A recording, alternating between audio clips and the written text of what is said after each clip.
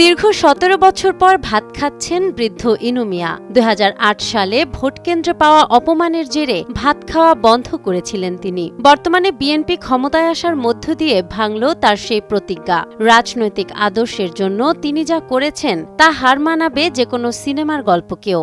আমার আব্বা শুধু একটা কথাই বলে, বিএনপি দল ক্ষমতা গেলে ভাত খাবে, আমাদের আলম ভাই রাষ্ট্রীয় পর্যায়ে গেলে ভাত খাবে, আর আগে কোনো ভাত খাবো না।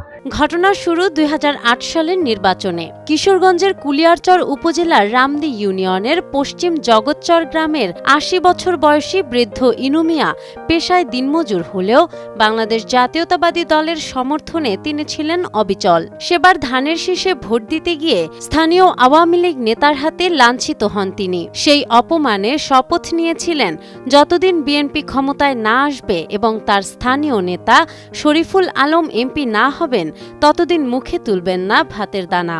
আওয়ামী সন্ত্রাসীরা ওনাকে লাইন থেকে টেনে বাইফিট করে বের করে দেয়।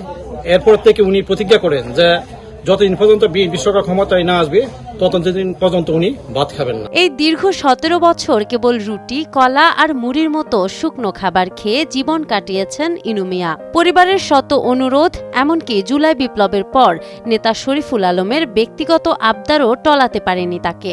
অবশেষে সেই প্রতীক্ষার অবসান হলো।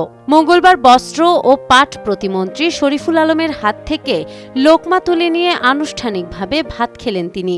এই নুবাইদের পাশে আমরা আছি ইনশাআল্লাহ। আমাদের দল আছে, মাননীয় প্রধানমন্ত্রী আছে। ইতিমধ্যে আমরা সিদ্ধান্ত নিয়েছি ইনুবাইকে আমরা সরকারিভাবে একটি বয়স্ক ভাতার একটা কার্ড করে দেব। ইনু মিয়ার এই ১৭ বছরের নীরব লড়াই প্রমাণ করেছে পাওয়ার চেয়েও অনেক বড় হতে পারে নীতি আর প্রতিবাদের ভাষা।